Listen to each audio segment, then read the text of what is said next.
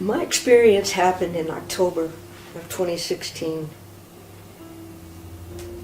I had a flood in my kitchen, so I called my insurance, and the agent said, okay, first thing we do is we'll have you call our mitigators, a mitigator that they recommended.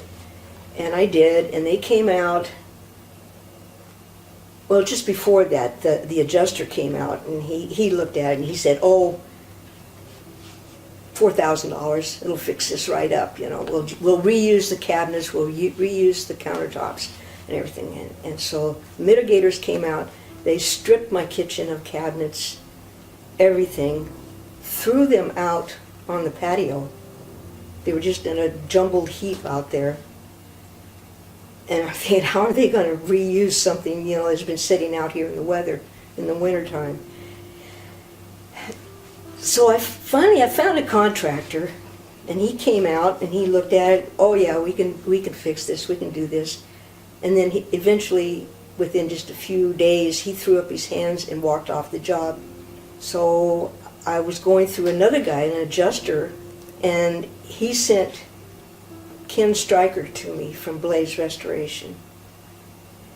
And Ken called me and he said, what time do you want me to be there? And I said, 6 o'clock tomorrow night. And he was there at 6 o'clock, right on the dot. You know, gold star for that. Ken came in and he sat down at the table with me, and we talked probably for 3 hours. What I wanted, what I needed. I can do that, he kept saying. I can do that. We can take care of you. We'll take care of you. And Ken took care of us. My insurance company didn't like the estimate that Blaze Restoration gave because they thought it was too high, and they sent out their own preferred contractor who did a cursory estimate which was much lower than Blaze, and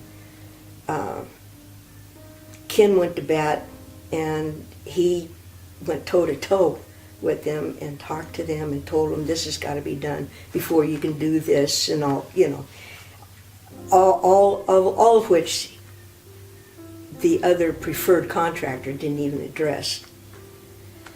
Then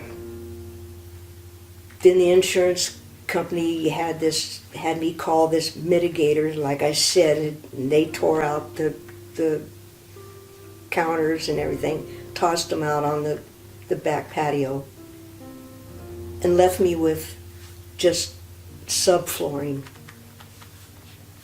with gaps between the boards. And this is in the wintertime now. The wind is blowing, it's coming up through the subflooring.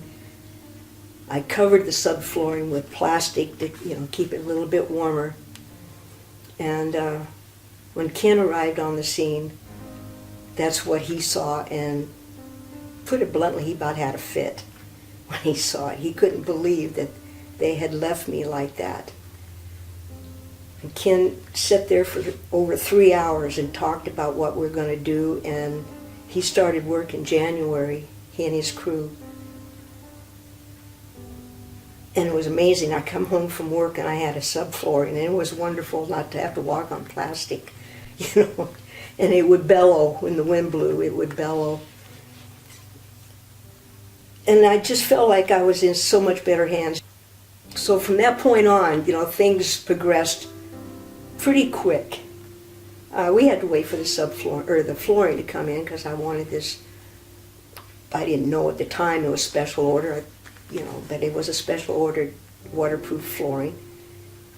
And we got it, and I got to pick out my cabinets, the handles, everything I did, I would take pictures of and send it to Ken, you know, and not necessarily get his okay, but get his okay.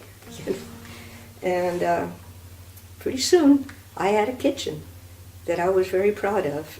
So anyway, this all happened October 2016, and it's now the end of June in 2019, and I still have a close, good relationship with Ken. A month or so doesn't go by without one of us texting the other to say, hey, just checking in, how you doing? You know, I feel like I've got a friend for life. I mean, this guy, even if it has nothing to do with what he's done in my house, if I needed help, all I gotta do is call Ken and say, I need your help, and he'll be there.